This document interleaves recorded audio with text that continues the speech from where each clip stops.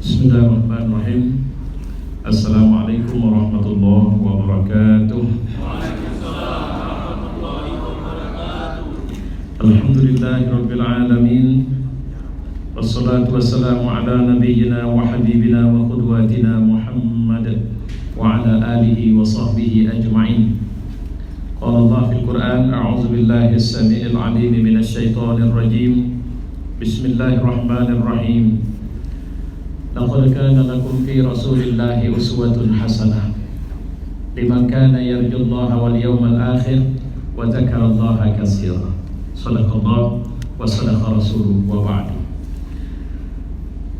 Pertama, hormat saya kepada CEO BNI wilayah yang hadir, Pak Rudi, tadi yang sudah menyampaikan kata sambutannya dan mengkhawatirkan dirinya akan menyaingi saya karena memberikan penjelasan-penjelasan yang sebenarnya saya semakin optimis bahwa ketika orang-orang dengan level aktivitas, kegiatan, power, kecerdasan, dan juga pekerjaan dan amanah yang beliau emban itu sudah semakin banyak bicara tentang nilai-nilai Quran, saya terus terang, saya sangat optimis bahwa memang Islam sedang bangkit.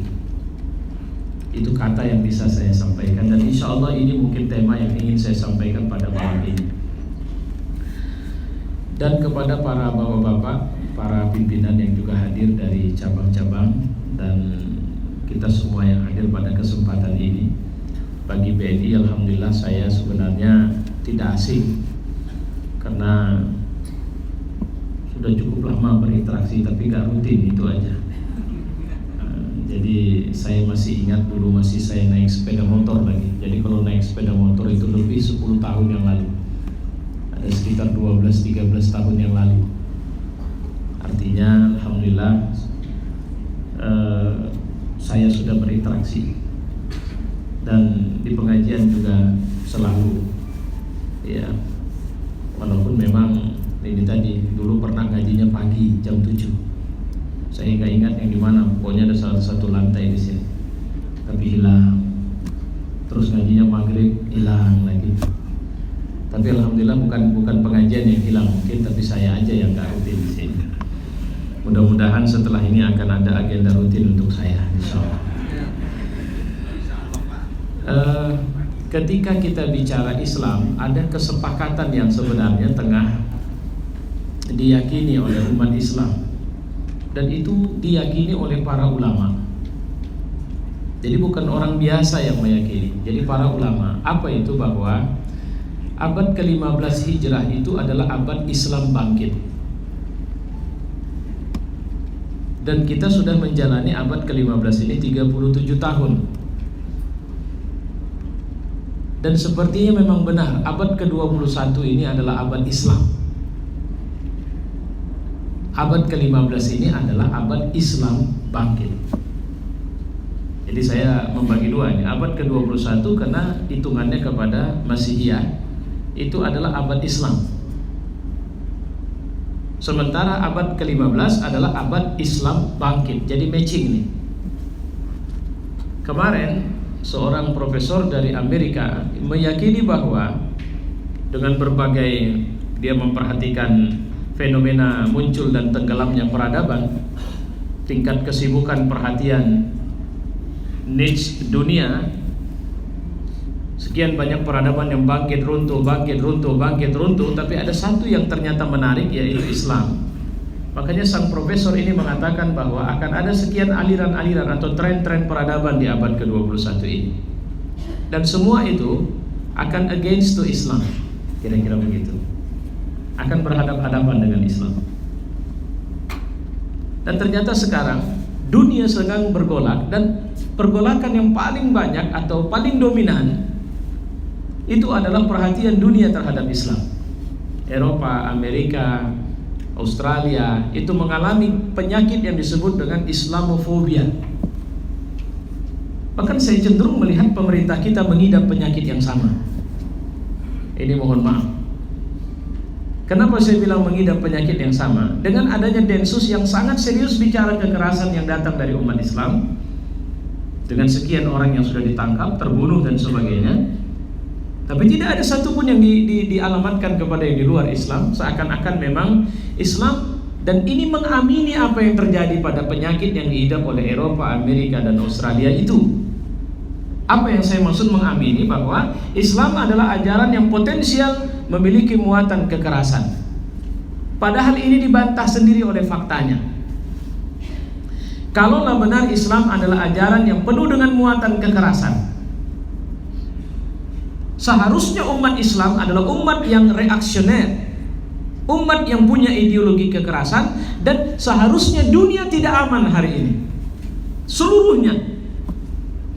Karena umat Islam akan bicara dengan semangat-semangat kekerasan dan bertindak untuk menghancurkan, dan tidak ada kata damai dengan di luar Islam. Karena jumlah umat Islam di muka bumi sekarang sudah di atas 1,3 miliar. Tapi kenapa kalau kita kumpulkan semua orang yang disebut teroris dan berideologi kekerasan, paling jumlahnya tidak lewat dari 100.000 pun sudah kebanyakan. Kenapa? Jika pun 100.000 dibanding dengan 1,3 atau 1,5 miliar itu, logisnya kalau kemudian mengalamatkan kekerasan adalah merupakan penyakit potensial yang muncul dari ajaran Islam, saya kira itu tidak logis. Bayangkan dunia akan tidak tenang kalau semua kita punya pandangan antipati terhadap yang lain. Bahkan kalaupun memang jumlahnya 100.000 saja orang yang pikirannya kayak ISIS, jangan lupa bahwa yang akan menjadi orang yang memusuhi orang yang punya pikiran seperti ISIS itu juga orang Islam, termasuk saya. Saya tidak setuju dengan ideologi kekerasan seperti itu. Fairkah mengalamatkan kekerasan kepada Islam sebagai sebuah agama? Tentu saja tidak fair. Tapi kita tidak berdaya. Kenapa tidak berdaya? Karena ketika mereka mengalamatkan tuduhan-tuduhan itu dalam bentuk propaganda, mereka menggunakan media-media yang mereka punya. Lihat bagaimana Metro ketika tampil di acara 212, reporternya bilang bahwa peserta yang hadir di 212 itu jumlahnya 50.000 saja. Saya di situ. Yang paling fair itu adalah Al Jazeera yang mengatakan jumlahnya lebih dari 7,5 juta orang. Tapi Bapak mau marah sama Metro, saya nggak mau teruskan, karena saya sudah lupa itu Metro apa itu namanya. Saya cuma tahu kata tipu di belakangnya.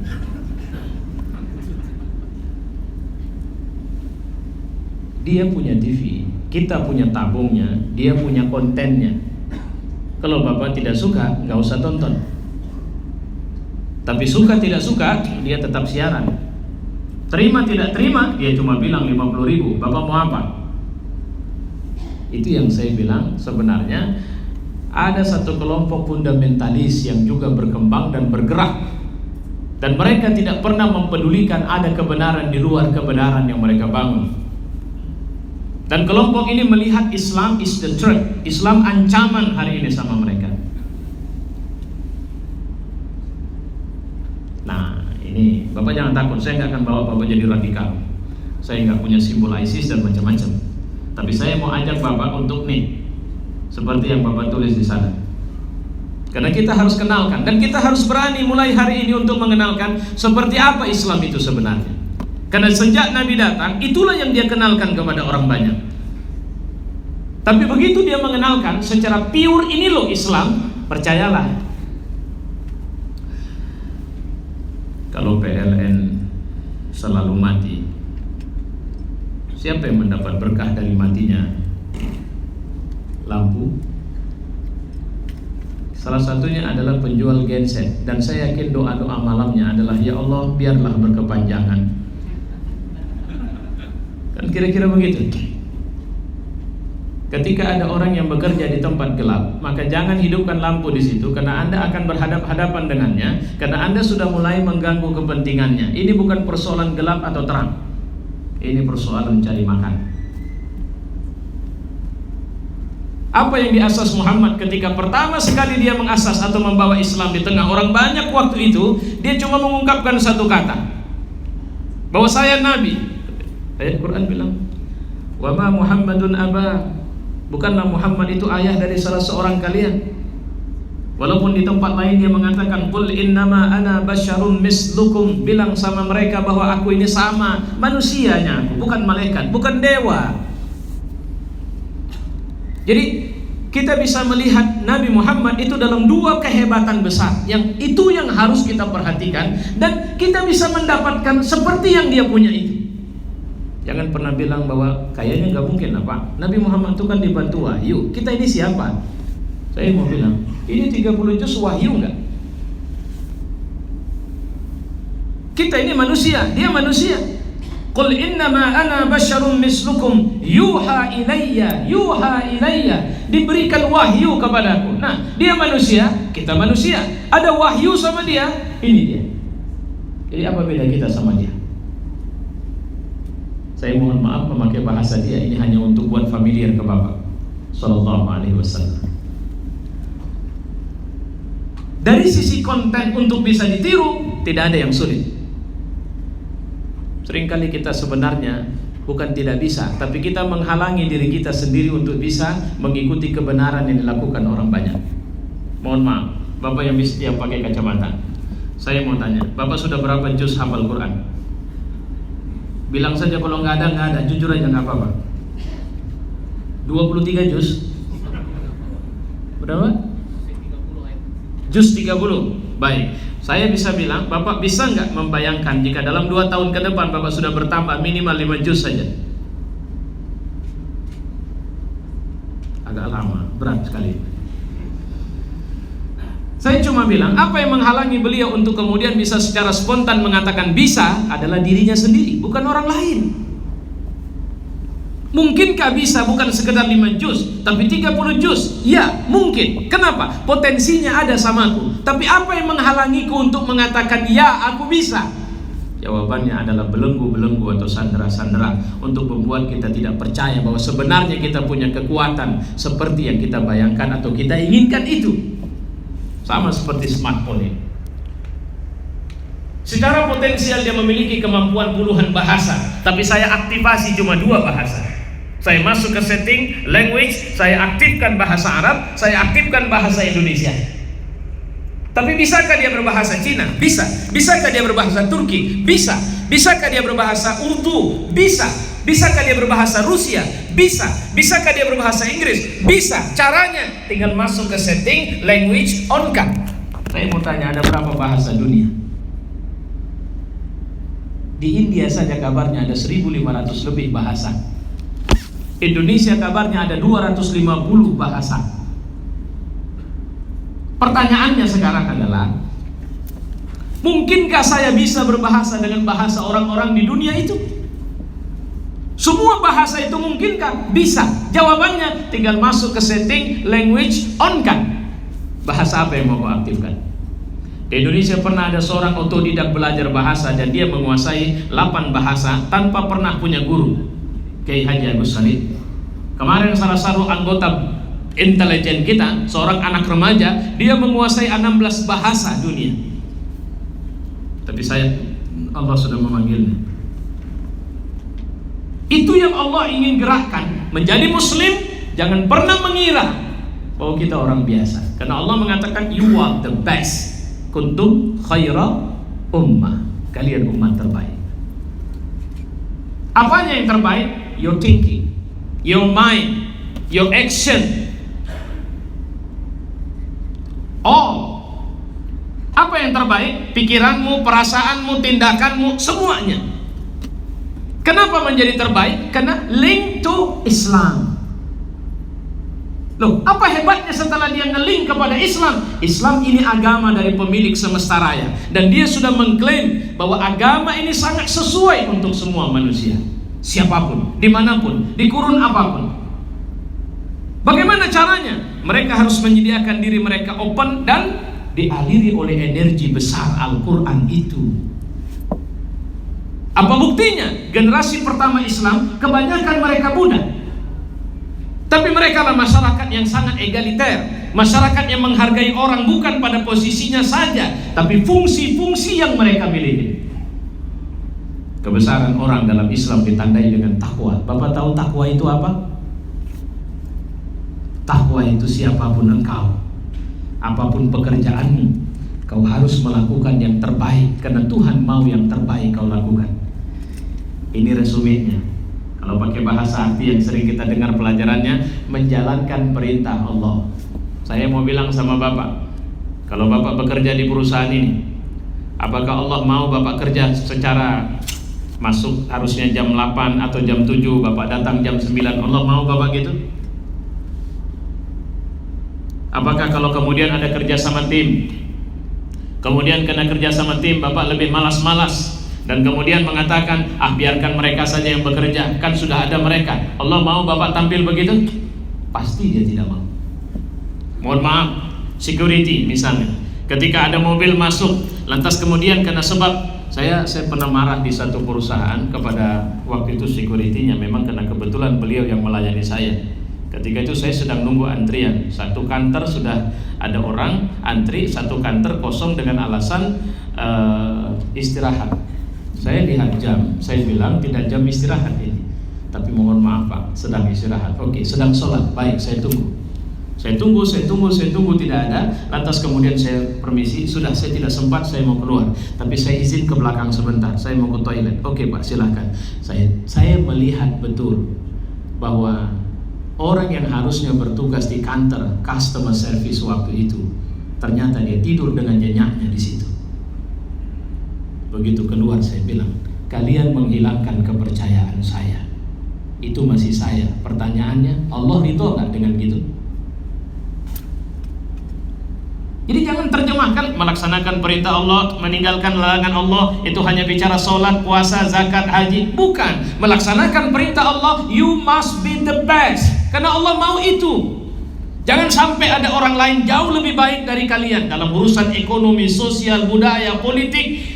Itu yang dibilang asyidda'u 'alal kuffar ruhama'u bainahum.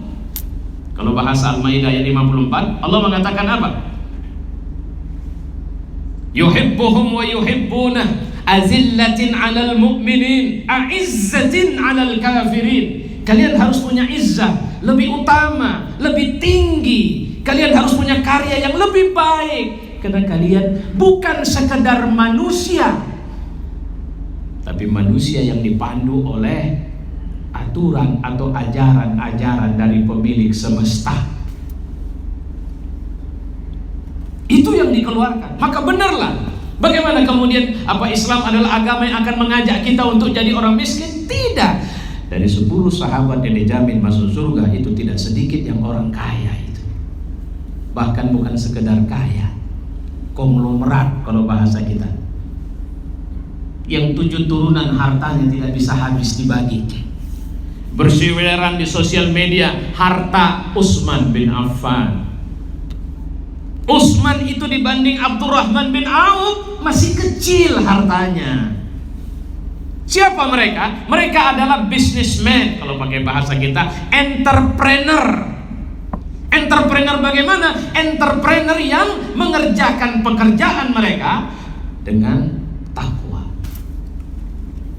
Saya mau bilang sama Bapak, kalau Bapak bertakwa kerja, gak usah takut. Apa target?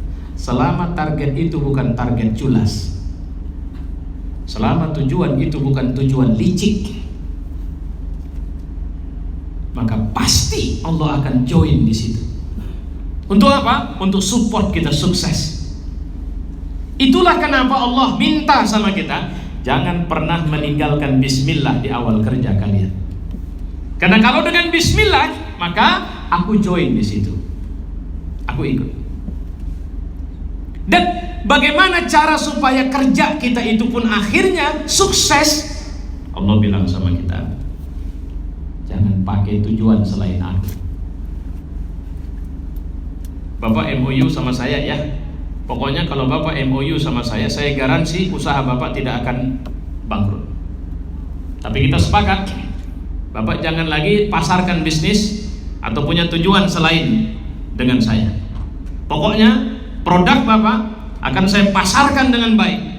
Itu garansi saya. Bapak belum bisa percaya. Tapi kalau garansi pemilik semesta raya, ketika kita sudah mengatakan lillahi ta'ala, cobalah duduk tenang. Ini nanti satu hari kita ngaji tentang apa makna lillahi ta'ala itu. Ya. Sebenarnya kalau kita sudah bilang lillahi ta'ala, itu artinya 80% keberhasilan usaha sudah kita serahkan sama Allah. 20% itu urusan ikhtiar saja. Bahkan kalau mau dibaca lebih jauh, itu artinya kita pasti berhasil. Karena kalau orang yang lillahi ta'ala, itu yang gak bisa diganggu oleh setan. Belajarlah dari Nabi. Dia bukan manusia yang hidup dalam kemewahan. Dia lahir, ayahnya sudah tidak ada. 6 bulan ibunya tidak ada. Dia tinggal sama kakeknya hanya 2 tahun. Setelah itu kakeknya tidak ada. Kemudian dia ambil pakciknya, yang ternyata anaknya pun belasan orang. Dia tidak sekolah. 10 tahun dia sudah kerja. 15 tahun dia sudah kerja. 25 tahun dia bekerja. Sampai kemudian dia menikah dengan seorang wanita yang kaya memang. Tapi setelah 15 tahun setelah pernikahan, Allah menghentikan atau memutar balik sejarah hidupnya. Untuk akhirnya dia mengatakan kepada istrinya, tidak ada lagi waktu istirahatku wahai Khadijah. Coba bayangkan, manusia yang ditempa atau manusia yang sejak kecil ini mandiri, diserahi tugas berat. Apa tugasnya? Wa ma arsalnaka illa rahmatan lil alamin. Aku tidak utus engkau kecuali sebagai rahmat bagi semesta. Terus apa respon orang banyak terhadap dakwahnya? Bukan langsung mudah. Dia mendapat kelompok-kelompok yang dikucilkan, yang orang-orang menganggap remeh karena anak-anak, budak, perempuan, bukan orang kaya. Tapi inilah komunitas pertama yang ditanamkannya pikiran-pikiran yang futuristik. Dahsyat. Pikiran-pikiran kosmopolit, pikiran-pikiran yang untuk mengingatkan kalian memang orang Arab, tapi kalian hadir sekarang melampaui kepentingan orang Arab. Think globally. Mereka berpikir besar. Mereka sudah berpikir, bahkan Nabi sudah bilang sama mereka, itu dinasti atau kerajaan Bizantium akan kita taklukkan. Itu Persia akan runtuh di tangan kita. Yaman akan menjadi negeri kita. Dia tidak pernah menanamkan keluhan. Dia selalu bicara cita-cita besar. Dan dia selalu bilang bahwa selama kita menyandarkan dan menghubungkan potensi besar kita kepada Allah, maka kita akan bisa taklukkan dunia ini. Pak, di sini masalahnya. Dan itu yang menjadi masalah Islam hari ini. Kenapa mereka bungkam ketika Aleppo diserang habis-habisan? Kenapa 4% orang Islam yang sebenarnya tidak berdaya di Myanmar itu juga dibantai oleh pemerintah biadab itu? Kenapa di Indonesia ada orang bakar masjid lagi sedang sholat, sholatnya pun sholat hari raya, yang bakar diundang makan siang ke Istana Negara? Sementara ketika ada Aceh membakar gereja, nggak kedengaran cerita undangannya. Walaupun ini kan kasar ceritanya, cerita cemen anak-anak cengeng ini. Kok bisa gitu? Ya tapi memang itulah faktanya. Saya tadi mengatakan topik kita Islam bangkit. Ya, Islam sedang bangkit. Tapi Pak Ustadz, bagaimana bisa dibilang bangkit? Mana bukti kita sedang jaya? Kita bukan cerita sedang jaya, kita sedang bicara, kita sedang bangkit. Tahu kenapa? Mereka menghantam Suriah. Mereka menangkapi dan memenjarakan serta membunuh begitu banyak orang-orang hebat di Mesir. Kenapa mereka menjadikan Gaza sebagai satu tempat atau satu penjara terbesar di muka bumi? Tapi Gaza tidak bisa mereka taklukkan. Saya mau bilang, ini apa indikasinya? Islam pernah disandera begitu lama, dimasukkan dalam kerangkeng yang bernama komunisme, 76 tahun lebih kurang. Masjid dirubah jadi kandang kuda, itu di sana. Dirubah jadi pasar, dirubah jadi gudang, dirubah jadi pabrik. 76 tahun lebih kurang Islam disuntik mati di sana. Tapi setelah Mikhail Gorbachev mengatakan glasnost, perestroika, kalau Indonesia reformasi, negeri yang menghabisi Islam ini runtuh. Apa nama negaranya, Pak? Uni Soviet. Runtuh, bam, sampai ke bawah. Begitu dibalik reruntuhannya disimak, Islam masih hidup. Dan kemarin kita sama dengarkan masjid yang diresmikan di Moskow dan dihadiri oleh Presiden Erdogan, itu langsung Putin yang meresmikan. Moskow, ibu kota Rusia, ada masjid yang diresmikan oleh pemerintah Rusia dan dihadiri oleh ratusan ribu umat Islam. Artinya Islam tidak pernah bisa terbunuh walau oleh komunisme sekalipun. Mohon maaf, saya agak sedikit lari sebentar. Kenapa dunia perbankan sekarang bicara tentang syariah? Sebenarnya nggak usah bangun syariah, tinggal implementasikan saja nilai-nilai syariah itu dalam sistem perbankan itu. Kalau bicara, tapi sudahlah, kita mau lihat bahwa ini pertanda bahwa denyut bangkitnya Islam di lapangan ekonomi juga sedang bergerak. Bapak jangan lupa, yang butuh sistem syariah itu bukan orang Islam saja. Karena bicara syariah dalam sistem ekonomi, itu bicara pelayanan, itu bicara sistem operasional, dan itu kebutuhan manusia. Tapi malangnya itu hilang dari kita. Nanti akan saya sampaikan. Turki juga pernah mencoba menghabisi Islam dengan sekulerisme, tapi apa faktanya? Islam bangkit sekarang di sana. Indonesia pernah kita dijauhkan dari Islam. Masjid-masjid tidak pernah dikasih kesempatan ada dalam kantor-kantor. Ibu-ibu tidak pernah bisa berbusana muslimah. Bahkan tidak boleh ada pegawai negeri sipil yang berbusana muslimah. Ingat gak zaman itu? Secara perlahan zaman itu berubah. Tren merebak hijabers. Masjid-masjid muncul di kantor dengan gaya-gaya yang semakin cantik dan lebar, serta jamaah yang Masya Allah semakin militan. Bukan sekedar ada masjid, tapi kajian-kajian keislaman terbuka dengan baik. Bukankah ini indikasi sedang bangkitnya kekuatan Islam? Bapak tahu 212 kemarin itu adalah gerakan bangkitnya Muslim middle up, kelas menengah ke atas. Beda sama 412. Ingat nggak Bapak 412? Ibu-ibu ditanya, bayar berapa Bu? 50.000. Salah Bu, 200. Hah? 200? Lah kata Kepling 50.000, minta sama Kepling paling diambil. Wah makasih Pak, pergi. Sementara 212 orang tidak bicara ratusan ribu, orang bicara jutaan. Dia mencari dananya sendiri atau mendapat infak dari orang banyak. Subhanallah. Ferrari parkir dan ikut aksi di 212 loh Pak. Jadi bukan ibu-ibu, banyak yang hebring-hebring saya lihat. Dari kacamatanya saja berkelas, dari jilbabnya nampak, kulitnya juga bening. Mereka ikut dalam aksi. Siapa mereka? Kelompok yang tidak ada ikatan politik, kelompok yang bukan ikut dalam satu partai, kelompok yang mereka, kalau ditanya, saya punya duit. Seorang peserta aksi ketika gempa Aceh terjadi, dia memberikan dana $9.000 US. Dan dia mau bilang, ini saya buat atas nama GNPF, supaya mereka tahu bahwa saya datang, saya punya duit. Jangan mereka kira saya cari duit 500.000 yang dituduhkan oleh si laknat itu. Tapi alhamdulillah, saya juga bersyukur kali Indonesia ada Ahok. Kalau sempat nggak ada Ahok Pak, nggak begini kita sekarang. Nggak muncul Habib Rizik, Ustaz Bakhtiar Nasir. Ya Allah, janganlah marah-marah kali sama Ahok.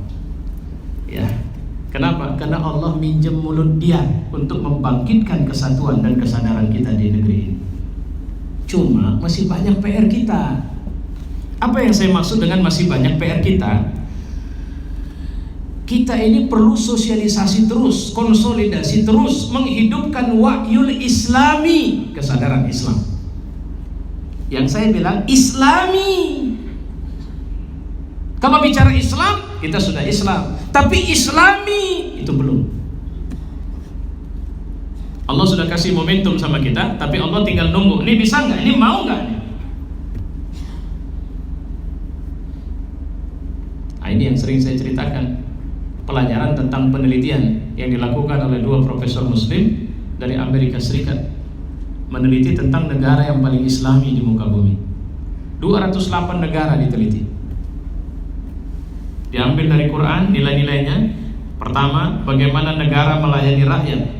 Kedua, bagaimana hak dan kewajiban rakyat atau negara. Bagaimana pelayanan atau sikap negara terhadap lingkungan hidup, hak-hak kemanusiaan, hak asasi manusia, toleransi antar umat beragama. Itulah kira-kira diambil, dan nilainya semua dari Islam diambil. Bapak bisa mengira siapa yang sudah azan? Sudah masuk azan? Udah ya? Enggak, saya nggak berhenti kok, jangan takut Pak. Sudah azan belum? Karena saya menangkap Bapak takut kalau Bapak bilang sudah langsung saya berhenti kan gitu kan? Enggak, saya lewatkan sedikit ini insya Allah. Ya, menurut Bapak siapa negara yang paling Islami? Mungkin secara spontan kita akan bilang Saudi. Tapi Saudi setelah dicek urutannya di ranking ke-50. Ranking 1 sampai 32 itu dihuni oleh negara-negara dengan mayoritas penduduk bukan muslim. Sementara ranking ke-33 baru muncul Malaysia. Indonesia Pak, alhamdulillah kita tetap di tengah. Tidak ke kanan, tidak ke kiri, tidak negara agama, tidak negara sekuler. Dan rankingnya juga berada di posisi 104. Syukurlah, itu masih untung, masih banyak di bawah kita kok. Ya. Nah, kenapa bisa kita kejebak di sini? Nah, sebelum kita lebih jauh, kita bicara 5 besar itu ternyata adalah pertama Selandia Baru. Tahu berapa jumlah umat Islam di sana? 1,1%. Kemudian Luxembourg, Belanda, Swedia. Kemudian Singapura masuk dalam daftar top 10, Amerika di urutan ke-15. Nah, Pak Ustadz, kenapa mereka dibilang Islami? Islami itulah akhlak loh Pak. Edama bu'istu liutammima makarimal akhlak. Sekarang ini ada profesor, ada doktor, kemudian dikenal sebagai kiai, kemudian memiliki pengetahuan agama yang dalam, belum tentu Islami. Seorang ibu mengaji sama saya bilang, kenapa Pak Kiai itu nyeleneh Ustaz? Kenapa doktor itu nyeleneh? Kenapa profesor itu nyeleneh? Kenapa Buya itu aneh?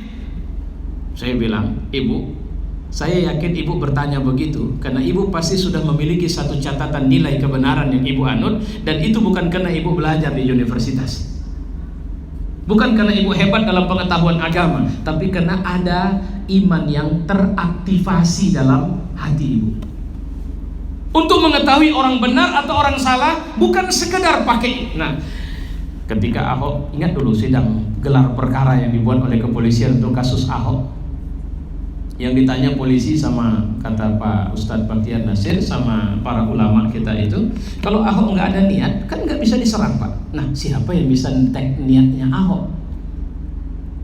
Jadi pertanyaannya itu jadi aneh-aneh gitu. Padahal niat itu urusan dia sama Allah. Bagaimana saya? Makanya ketika kita mengetahui orang ini benar, hari ini kita bisa lihat orang ini munafik atau tidak munafik, itu kalau ada iman di hati kita. Saya tidak ada masalah, saya melihat bahwa ini kan sudah selesai masalahnya. Kenapa kita ribut-ribut? Nanti negara kita kayak Rusia, kayak Suriah loh. Saya kalau nengok orang begitu lama saya natap, ini manusia atau enggak ini ya? Kenapa? Kok jadi aneh ngomongnya? Nah, kita pulang ke cerita Islami tadi. Islami itu adalah hidupnya ayat ini dalam kepribadianmu. Munculnya ayat ini menjadi semangatmu dalam kerja-kerjamu. Seorang teman bilang, Selandia Baru itu Ustaz, rumah nggak perlu dikunci, nggak ada yang hilang. Mobil parkir kunci di dalam, nggak hilang itu. Indonesia, wah, orang dikunci saja selesai. Kemarin berapa tahun yang lalu ada seorang Belanda di simpang Jalan Pandu.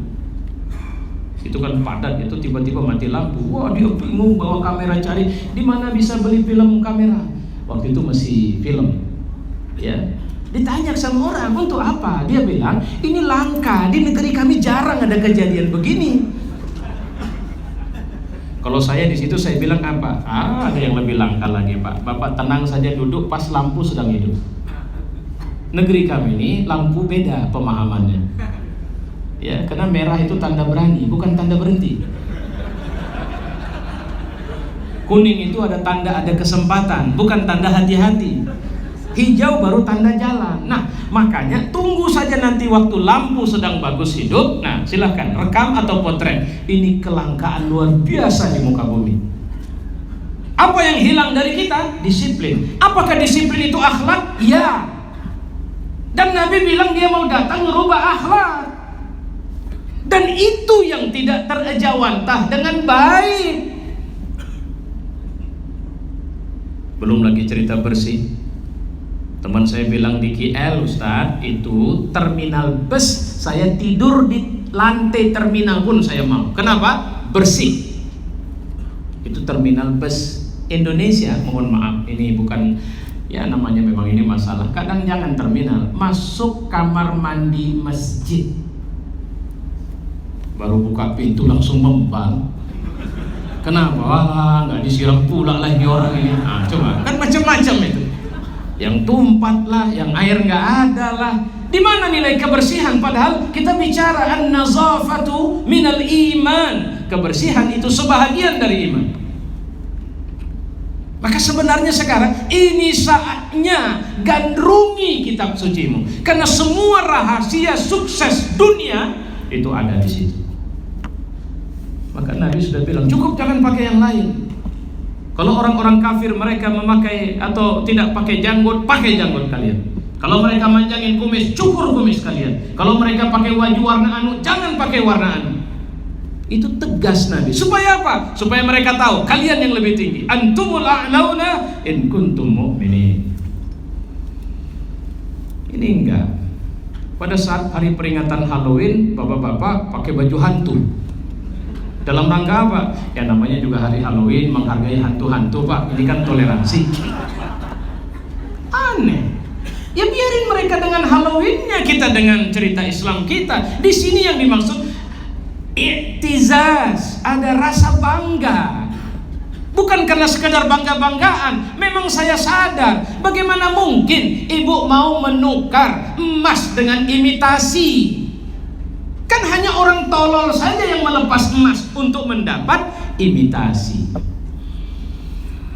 Saya kira itu ajalah, insya Allah nanti kita ketemu di waktu lain. Mudah-mudahan Allah memberi keberkahan bagi apa pertemuan kita ini dan menjadikan kita semua hamba yang Allah ridho, dan perusahaan kita khususnya bank kita di bawah kepemimpinan Pak Rudi di wilayah Sumatera Utara ya Pak ya, di wilayah kita ini Sumatera Utara Aceh ya. Semoga semakin berjaya, dan insya Allah kalau nggak ketemu lagi, kita ketemu di surga Allah satu hari kelak, karena karya-karya yang kita buat di jalan Allah tentunya. Wassalamualaikum warahmatullahi wabarakatuh.